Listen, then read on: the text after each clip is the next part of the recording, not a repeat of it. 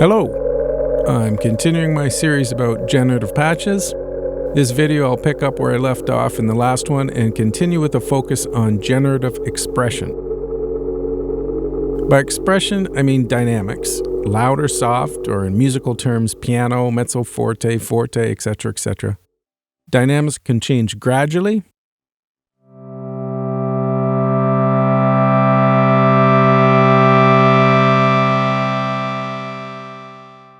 or abruptly.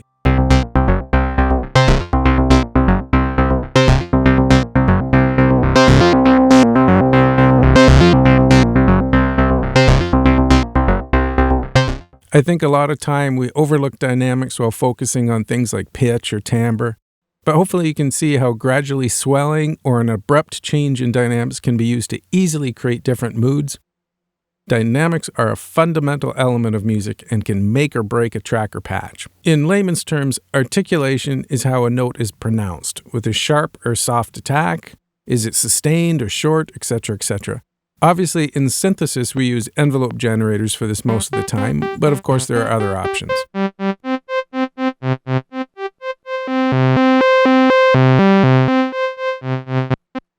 Inflection is kind of a gray area in music, can mean a lot of different things, usually kind of lumped in with both dynamics and articulation.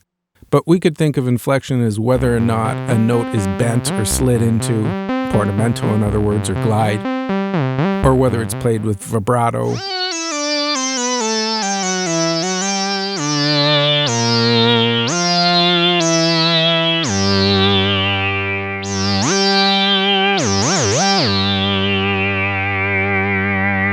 Or tremolo.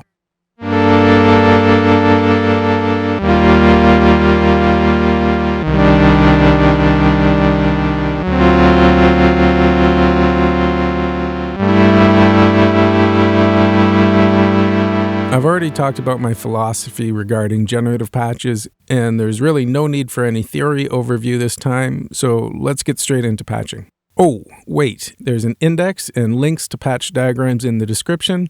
And here's a little sample of the patches we'll be working on this time.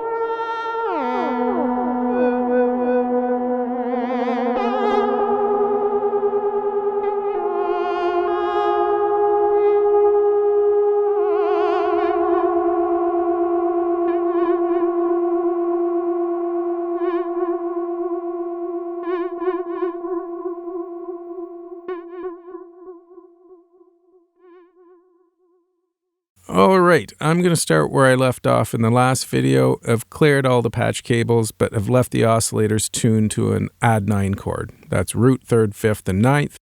This is another really simple generative dynamic drone, very similar to the first patch I did in the last video, but it sounds super cool, so figured I'd show you this one. We're going to get the filter to self-oscillate and use it as a dual voice this time, and I've got the VCA in drone mode, so let's get to it. Let's start by bringing resonance up on both filters to get the filter to self-oscillate. I talked about that in detail in one of the filter deep dive videos I did. So add a little bit of delay, and already sounds pretty awesome. I've got the modulation LFO set up to slewed random. I'm going to bring up some cutoff modulation and bring it in with the mod wheel.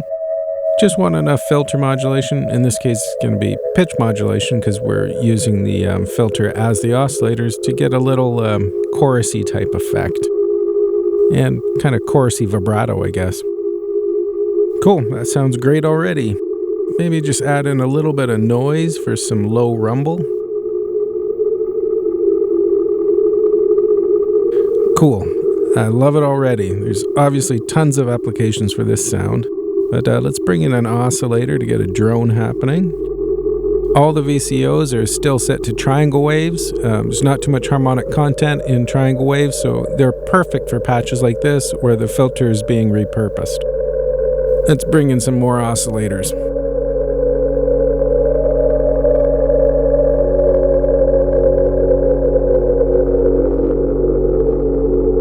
Beautiful. Wow, this patch sounds great as is. I don't think we need to go further, but might as well just because. So let's set up some modulation. Gonna take the triangle wave out, put it into the molt. And we'll go out of the molt into an attenuator here. Let's put it at 0 for now. Out of the molt again into the other attenuator. And out of both attenuators into the CV input for both VCAs, just like we did in the last patch. And we're going to offset our attenuators. One is going to be inverse of the other, so we get panning between both sides. And just adjust the attenuators till you find something you like.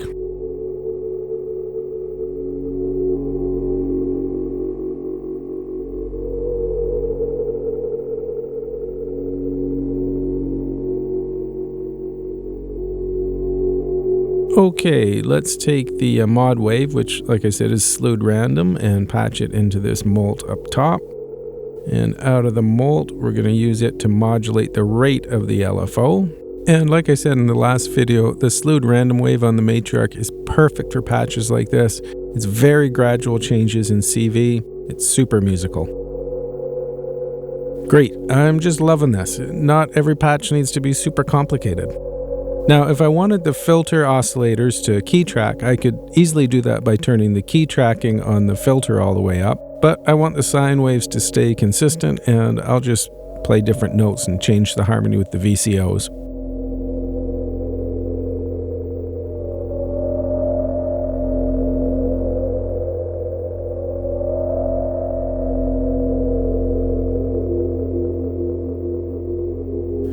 We can get more of a feedbacky sound if we crank up the resonance.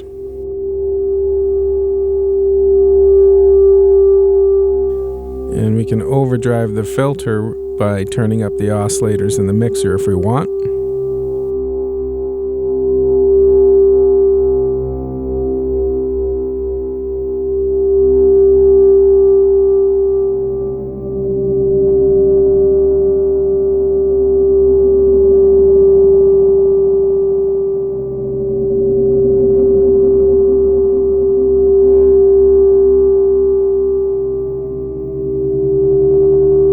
Oh, I've got an idea. Gonna sync oscillator 4 to oscillator 3. Turn it up a bit in the mixer.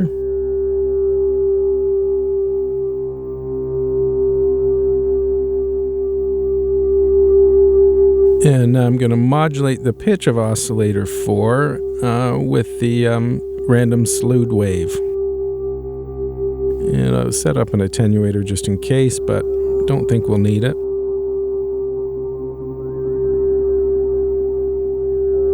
Actually, I guess we do. Don't want huge hard sync sound here. I just want kind of like sparkles.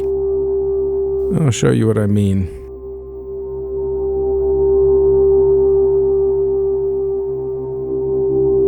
Bring up the filter cutoff a bit, and I think we'll get our sparkles. There they are. Almost like a fake shimmer reverb.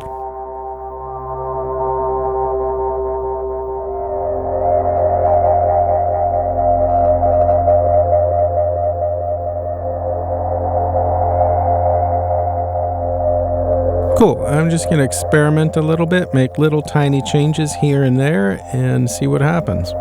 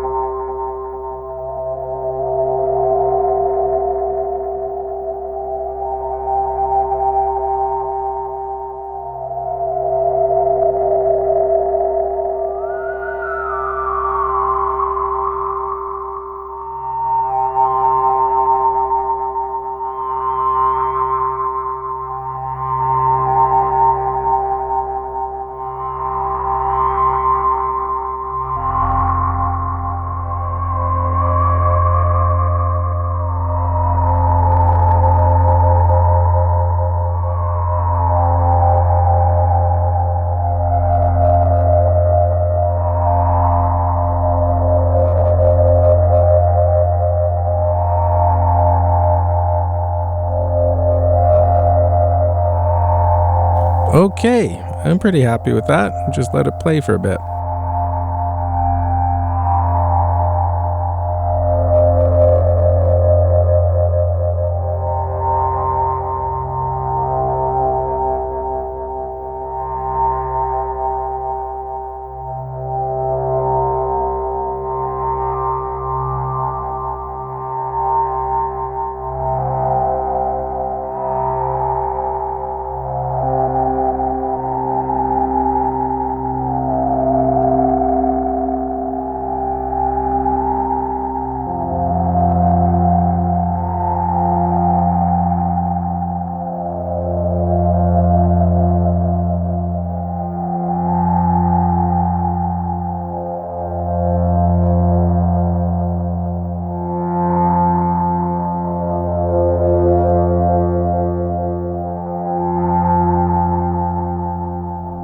Obviously, as you can see, this is not a truly generative patch. Like I said, we'll get to fully generative patches later in the series. I'm obviously having to manipulate a lot of parameters to get it to grow, but that's also one of the funnest things to do with a synth, is actually play it.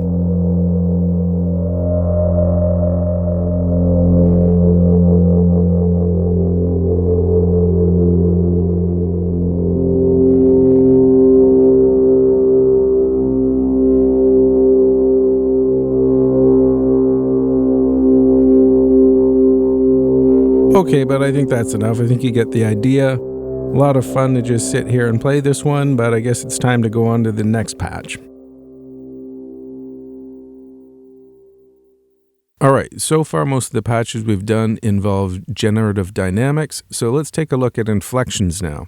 I specifically mentioned bending or portamento, tremolo, and vibrato. The Matriarch has a glide control, but like on most synths, it's not CV controllable. So we're going to need another module to help us out if we want generative portamento. I'm sure most of you know that a Slew generator is what we normally use for glide when there's no glide available. So I'm going to use Make Noise Maths for this patch. First, let's take a closer look at how this works. I'll talk about how to patch this in a minute when I put the patch together. Let's get an arpeggio going on the Matriarch. Okay, top trace on the scope is the Matriarch's arpeggiator pitch CV out. The trace underneath is the output of channel 1 of Math, which in this case is just going to be used as a basic Slew generator or limiter. So let's start by increasing the rise. And I'm sure you can hear it. As we're ascending, we're gliding into the next note. You can even see it on the scope. Let's zoom in a bit. The slew limiter is slewing or smoothing out any ascending changes in CV. And so, you guessed it, fall's going to take care of any descending changes in CV. So with the slew limiter, you can separate the control for glide if you're going up or down. You can't do that on most synths. Okay, let's patch in some modulation. So I'm just getting the triangle stepped wave out of the Matriarch, patching it into channels 2 and 3, which we're going to use as attenuators and attenuverter. And I'm going to patch that into the CV control for the rise and the fall. So channels 2 and 3 attenuverters control the amount of modulation. So, there we go.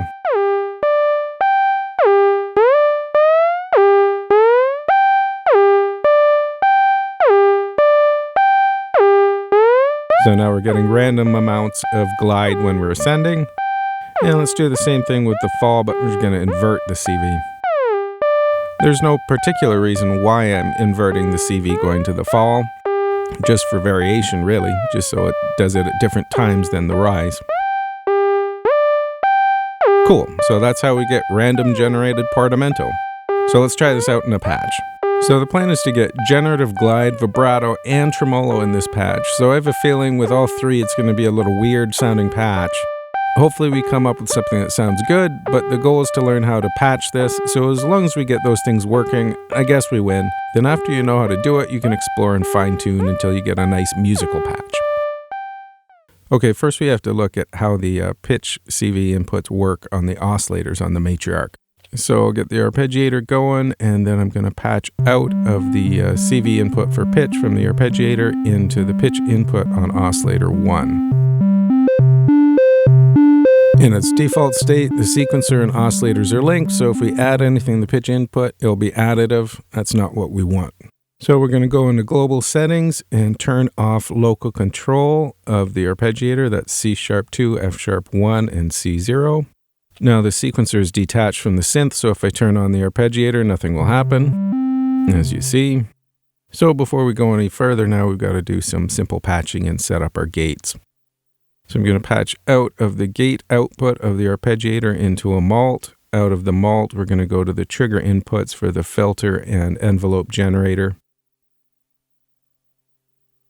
And now just to test it, I'm going to patch out of the pitch output of the arpeggiator into oscillator 1. And there we go. We've got our arpeggiator working with no additive pitch. Okay, so now I'm going to patch pitch out of the Matriarch's arpeggiator into channel 1 of maths and take the unattenuated out of channel 1 of maths and patch that into the pitch input of oscillator 1. I'm going to use a simple passive mult, attach it to a cable, patch out the random step triangle wave and into channels 2 and 3 on maths. And then just like I did a second ago, out of channels 2 and 3 of maths, the attenuated outs into the CV control inputs of channel 1's rise and fall. And we get the arpeggiator going again. And there's our random slewed glide, just like a second ago. Let's tweak it a little bit.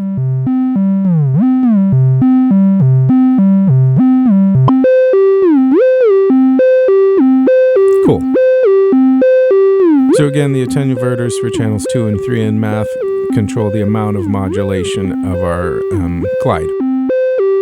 So now let's add some vibrato to our voice. Vibrato is simply tiny fluctuations in pitch. A vocalist or horn player can bend the pitch up or down, whereas a string player can generally just bend the pitch up. So in synth terms, that means we're going to do frequency modulation, or FM. If you want it to be like a vocalist or wind player, we'd use a bipolar wave to modulate the frequency. If we wanted it to sound like the vibrato on a guitar, we'd probably want to use a unipolar wave as our mod source. And of course, another thing to consider is how we're going to patch this. We already have something patched into the pitch input of our oscillator, but we do have a linear FM input. I went into a lot of detail about linear and exponential FM in a video I did a while back. If you saw that one, you may already know what will happen if I patch into the linear FM input, but I might as well show you anyway. So I'm going to patch out of the triangle LFO directly into the linear FM of oscillator 1. And you can hear it sounds, that was cool, like video games, but nothing like vibrato. So we can attenuate that, of course, and try again. I'm just going to use my good old Splix passive attenuator. That's a bit nutty, but if I really attenuate it, we can get sort of a chip tune like Nintendo style vibrato.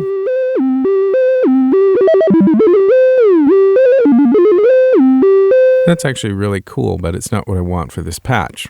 So of course we could just use a precision adder or a buffered molt and patch both into the pitch input. But you know what? We're not going to need that. We can just use a passive molt, the one right on the matriarch, to do it. Still going to need to attenuate the LFO, but it's going to work fine.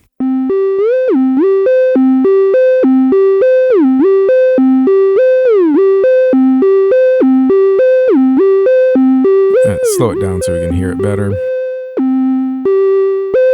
So doing it like this, we can get a crazy vibrato, the chiptune thing if we want, or a nice natural vibrato sound. Okay, cool. So I don't want vibrato on every single note all the time, like a 1920s saxophone player. I want it to be generative and random, so we've got to set up a way to do that.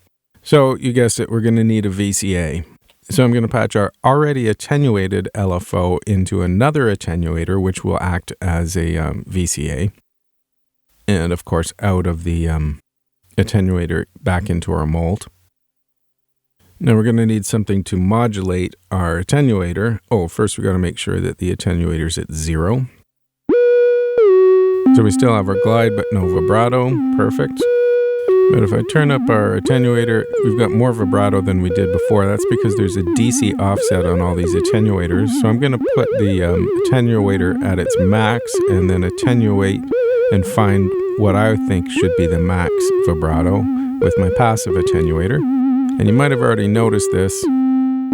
There's a pitch change as a result of our attenuator, and it's our DC offset. If that really bothered us, you could use the master tune on the back of the matriarch to fix it. In this case, I don't really care. I'm not going to be playing with other instruments. I can leave it a little bit out of tune. Okay, back to modulating a vibrato. Let's try a natural vibrato. So a vibrato that would come in after the note is played, like a vocalist or horn player.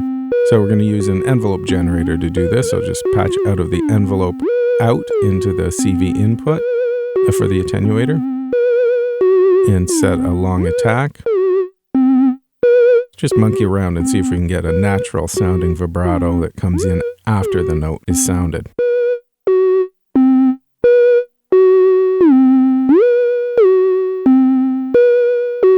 Yeah, we're getting there.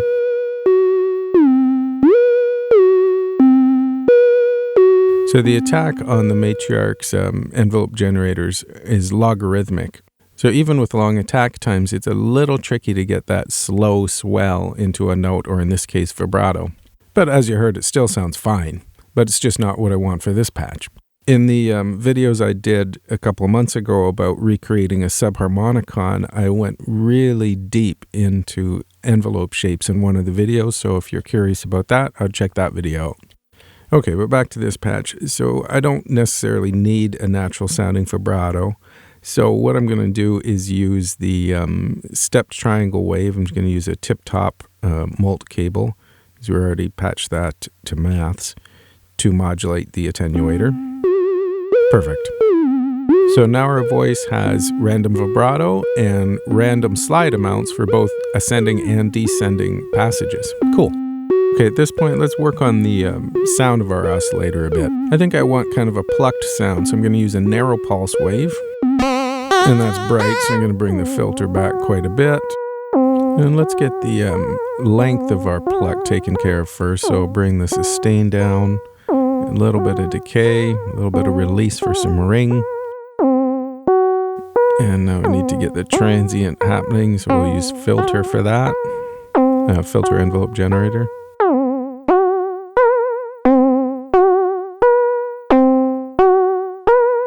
Sounding good. If the sustain on the filter or VCA is too slow, we're going to miss a little bit of our vibrato. So I want to keep that high enough that I can still hear it. Cool. It sounds kind of like a coda now. I like that. So a lot of times when people use vibrato, they'll use a faster vibrato on higher pitch notes. So let's try to duplicate that. So we're going to modulate the rate of our LFO with the pitch CV from the sequencer using a tip-top cable, mult cable again. There we go. Yeah, so as you hear, as the pitch of our sequence rises, so does the rate of our vibrato. Might be a little over the top, but I kind of like it, so I'm going to stick with that for now. It's really cool with drastic pitch differences. That's neat. And it might be nice to have a little metallic edge to this sound, and to do that I'm going to use some delay. So let's get the sequence going again and experiment. Okay, we'll go bring in our delay, and to get that metallic sound, we're going to use ping pong and really fast delay times and a lot of feedback. This actually works better with the crappy digital delay, but I'd take the Matriarch's delay over one of those any day for most applications. Anyway, sounds good. Okay, so we've got Portamento happening, and we've also got vibrato happening, and I said I wanted to try tremolo as well, so we're going to need more LFOs. But we've already used up both of our LFOs, so we're going to have to use our oscillators as LFOs. Now, I did 2 videos about this fairly recently. Don't want to go into too much detail about it here.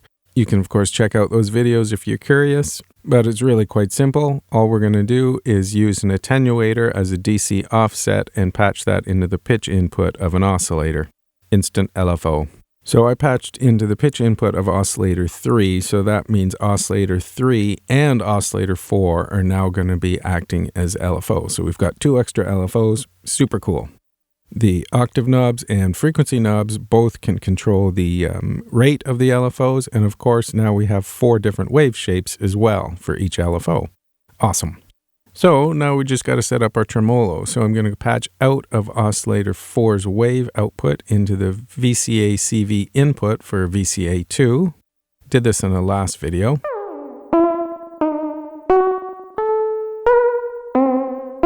Cool, let's turn up the sustain. And you can hear that it's acting kind of as a panner, which is really neat. The volume in VCA 1 won't change, but just VCA 2. It's not really tremolo now, though. It's kind of a panner. So if we speed it up, let's see what we can get.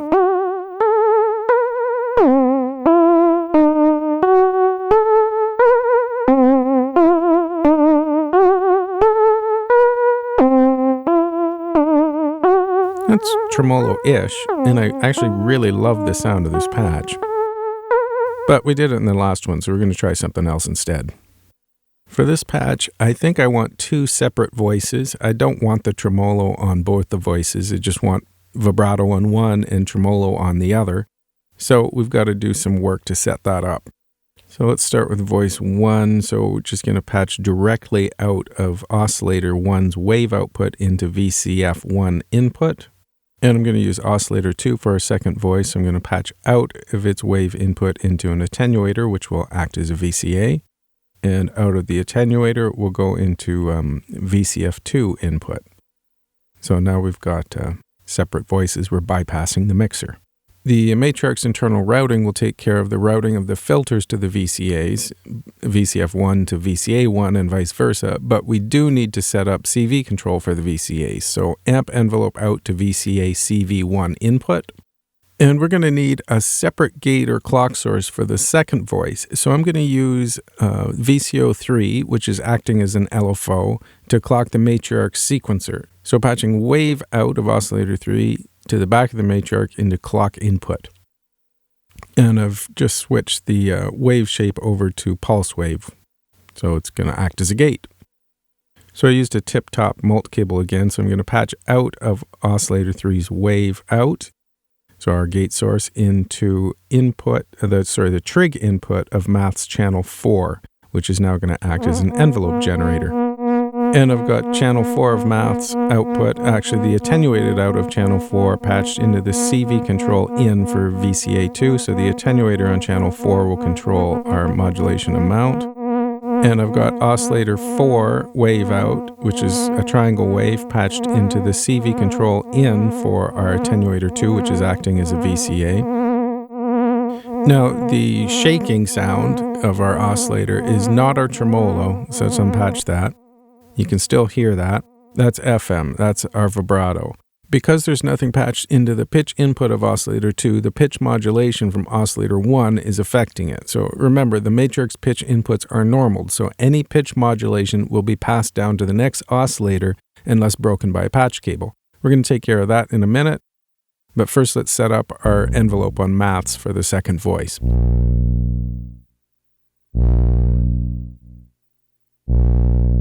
It's clipping a bit, so I'm just going to attenuate it a little tiny bit. So remember, this is being clocked by oscillator 3. And let's change the sound of oscillator 2 to a pulse wave.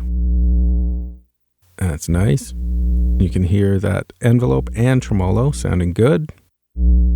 Let's make it a bit punchier. And just going to experiment a little bit. Oh, there's tremolo again.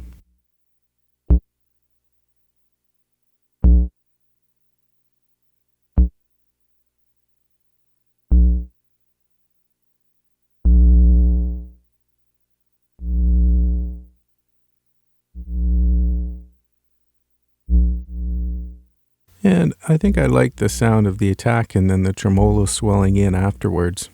It's working out pretty well, actually. So let's get the arpeggiator going and hear both voices. So remember, the envelope generator on maths is being triggered by the VCO on channel 3, but we can use the rate control on the arpeggiator to offset our second voice. So pretty cool, we can get different rhythms for each voice.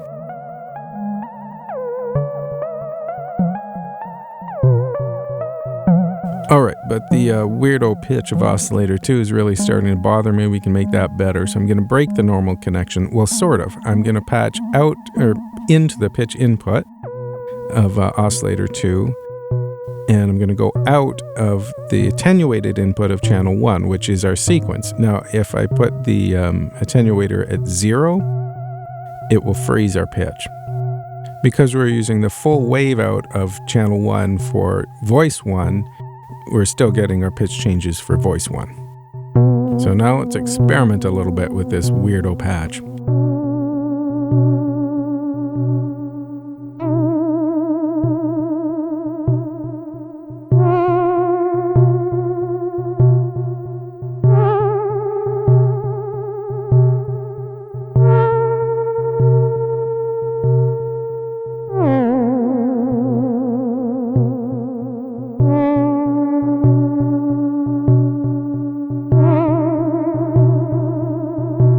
This is really cool.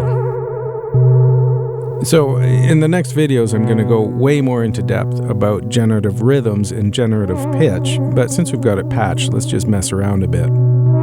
So let's mess around with the pitch of oscillator 2 again. So like I said, the attenuverter on channel 1 of maths is controlling the pitch of channel 2, so if we invert it, we're going to get contrary motion from our oscillator.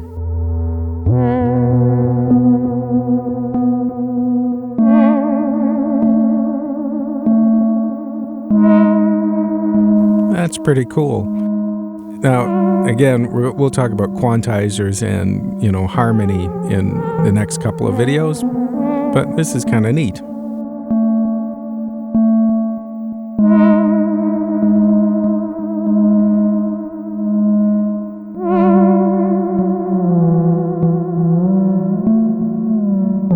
Okay, just going to freeze the pitch there for a second, and of course there we go. Of course, you can still change the pitch of the oscillator with the frequency knob if you want. And remember, in global settings, you can change this range even more. Right now, it's just default, so it will move by a fifth. But that sounds good.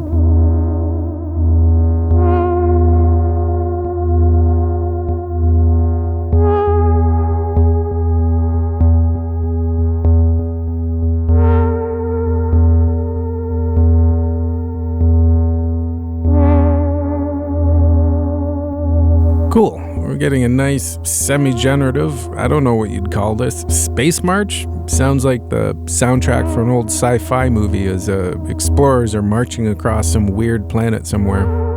Cool, I dig it. I think I'll just let this run for a bit, maybe tweak a few things, and enjoy my space march for a minute, and then we'll move on.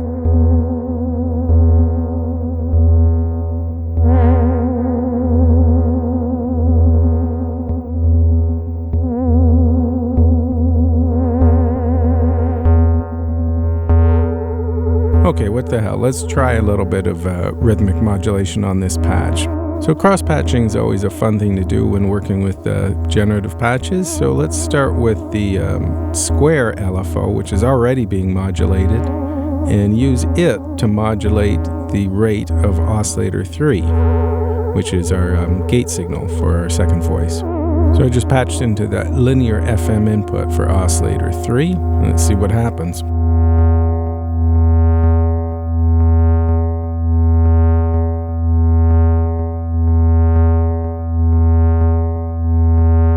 And the answer is not much. It seems to have frozen our sequencer. So I guess we should try something else. Let's try modulating the rate of the sequencer directly.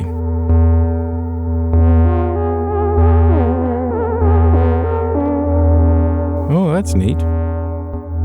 Because it's a square LFO, it's going to go faster than slower.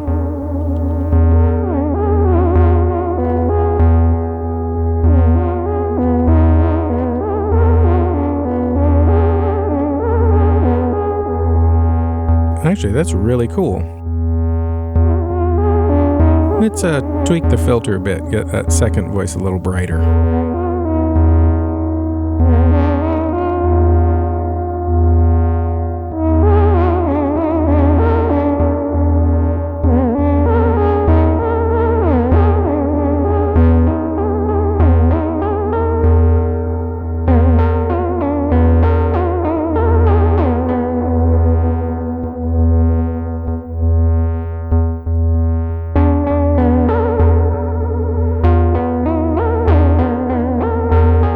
Nice.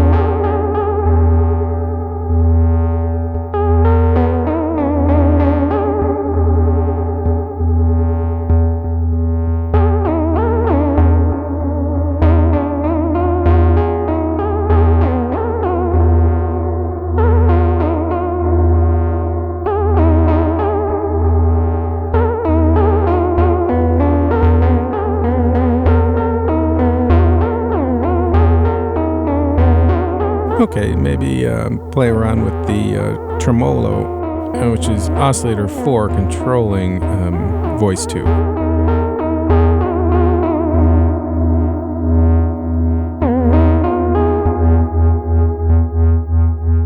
That's more tremolo-like, but it's cutting out a lot.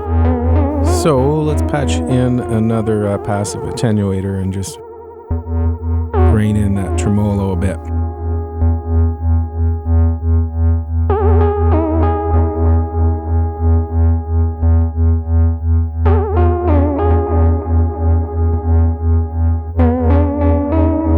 Alright, let's try modulating the sequencer's rate with the envelope from voice 2. Alright, envelopes are unipolar, so we're only going to get positive modulation, so I'm going to bring the rate down. And now we should get more variation in our rate division than we were getting with the square LFO. But I did like the square LFO, but let's see what this sounds like. And maybe change it up. Maybe go, instead of plucky, march-like sounds, let's go to more outer space, swoopy sounds.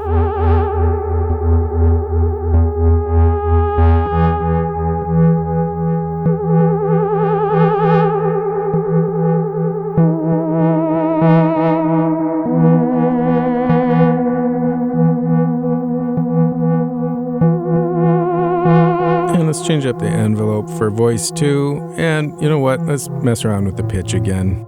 It's gonna be pretty dissonant, but what the hell, we'll see what happens. And let's slow down our gate signal.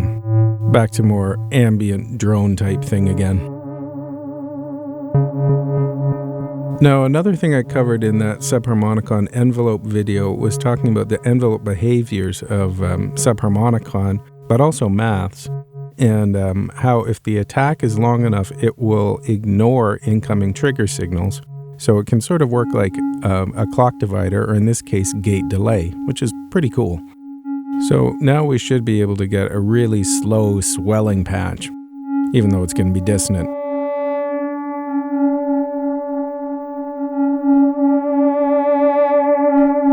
That's actually pretty cool. Really spooky. And it will gradually change over time, so we're pretty close to a fully generative patch now. Even though it's a weird one.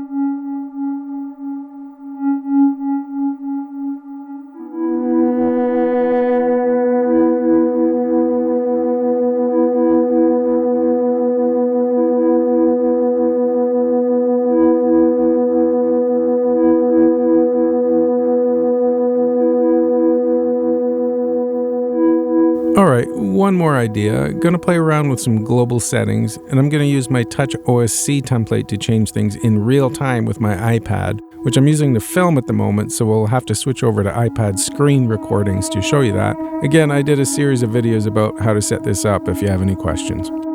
First, I think I'll mess around with sequencer gate length.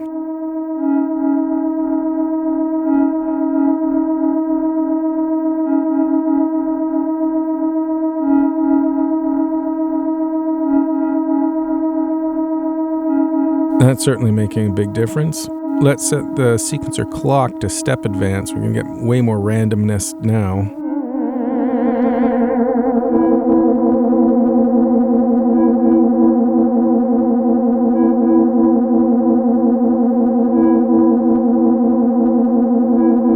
Yeah, probably should bring down the sustain on the amp envelope.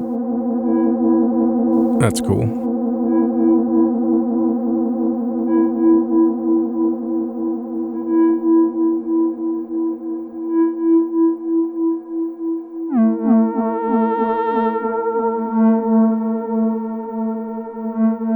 Anyway, I think this will about do it for this video.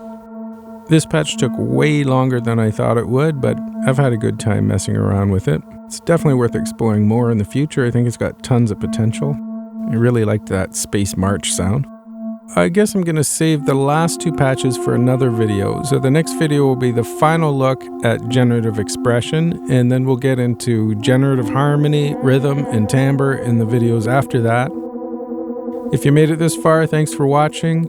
I'll let this patch play out for a minute or so in case you're in the mood for outer space exploration music. And anyway, see you next time. Thank you.